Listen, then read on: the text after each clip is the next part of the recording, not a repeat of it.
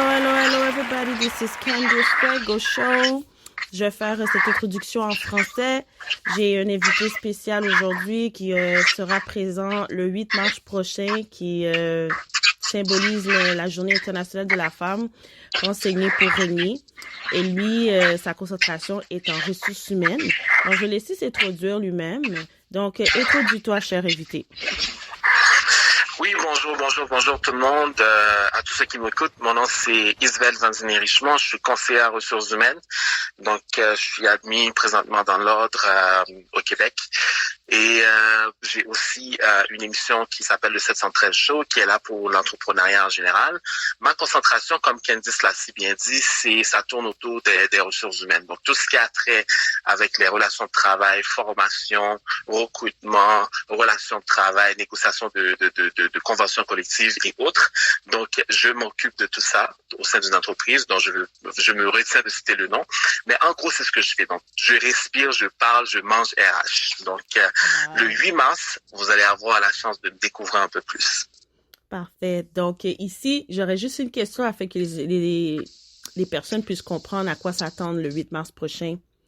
Quelle serait une des forces importantes en tant que conseiller en ressources humaines que la personne devrait avoir? Une force en tant que conseiller, c'est tout simplement de l'entre-gens. Ça, c'est quelque chose qui va venir sur le tas. Parce que quand on parle de ressources humaines présentement sur le marché du travail, on a toujours tendance à négliger le fait que l'humain tourne au centre du déroulement d'une entreprise.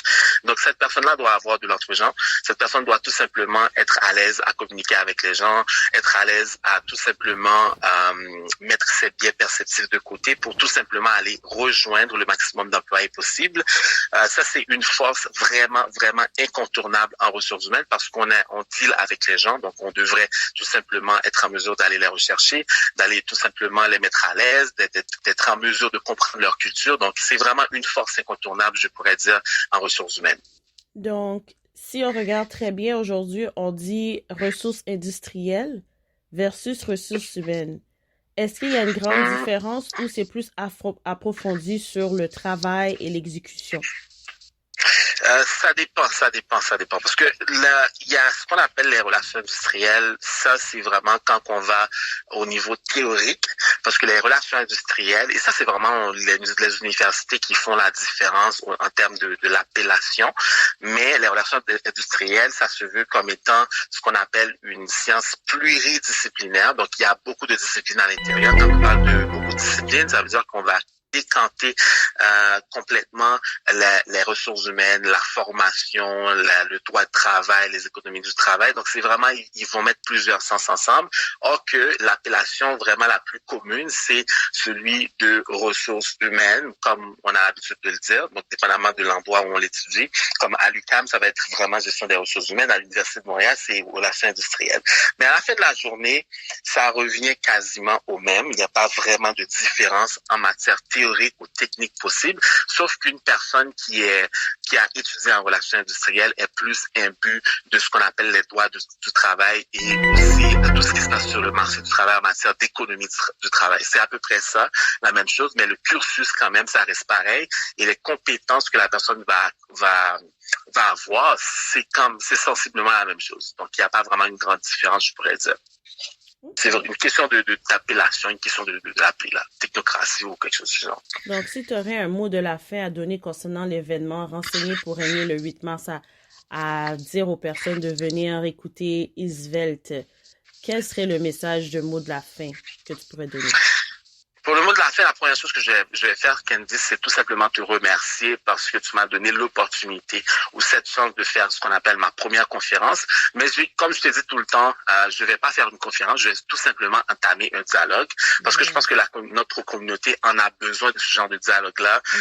Quand on a un jeune qui a une expertise, il va falloir dans le fond exhiber ses connaissances, les exposer au grand public et tout simplement faire en sorte que les gens soient imbus. Et ça va tout simplement avec le thème de la soirée qui est renseigné pour régner Régnier, c'est tout simplement être en mesure de mettre en valeur des connaissances, des aptitudes qu'on a pour tout simplement faire en sorte que les jeunes ou les autres personnes qui vont être là puissent en participer ou puissent avoir le maximum d'informations possibles pour qu'ils puissent le mettre dans le fond en application dans leur champ d'expertise. Donc, c'est tout simplement ça. Je peux dire que j'ai hâte et j'ai hâte de voir aussi les autres confrères et consoeurs qui vont aussi discuter des thèmes un peu plus différents du mien.